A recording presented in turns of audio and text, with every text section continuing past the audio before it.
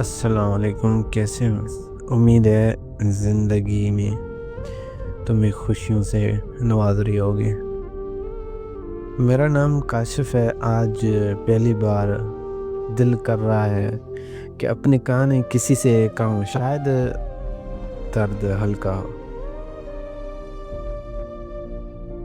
شاید یادیں کچھ کم ہو جائے۔ میں ایک لڑکی سے محبت کرتا تھا، بلکہ آج بھی کرتا ہوں۔ وہ میری کزن تھی۔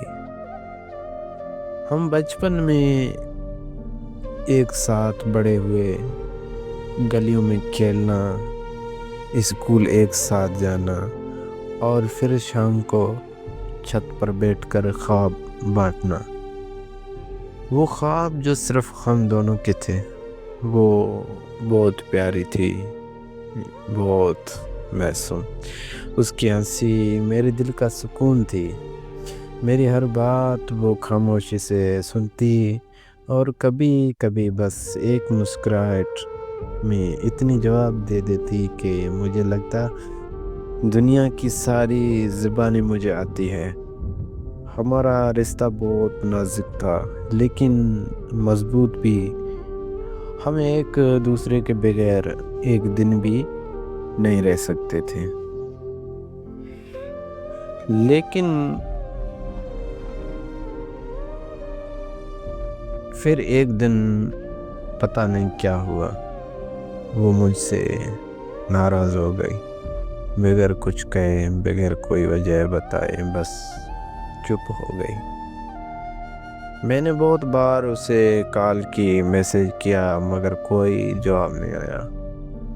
دل بے چین ہونے لگا۔ آخرکار میں اس کے گھر چلا گیا۔ وہ اسکول سے واپس آئی تھی۔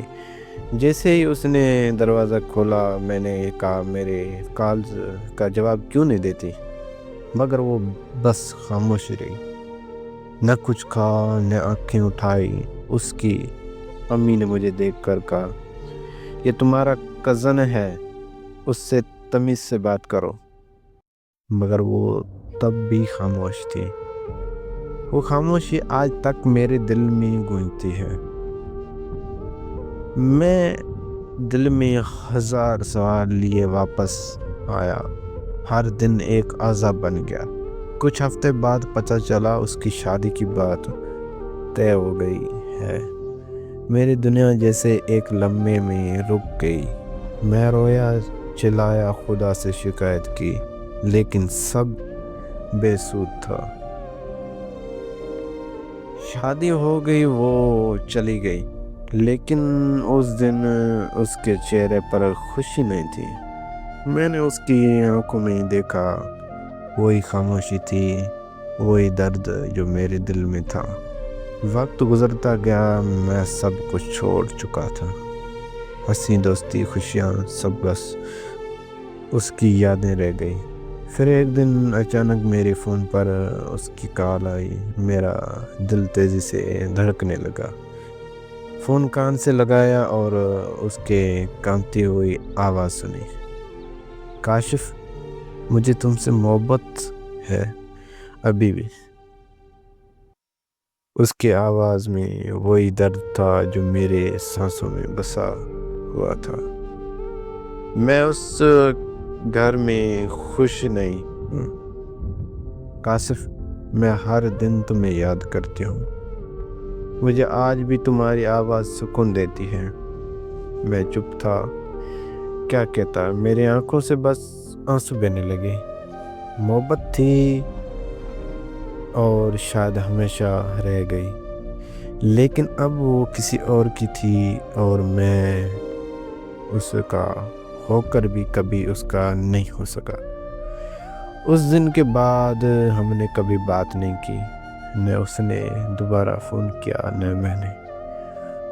اب بھی جب اس کی یاد آتی ہے تو بس آسمان کی طرف دیکھ کر مسکرا دیتا ہوں۔ شاید وہ بھی کہے، دور کسی اور شہر میں میرے جیسے ہی چاند کو دیکھ کر رو لیتی ہو۔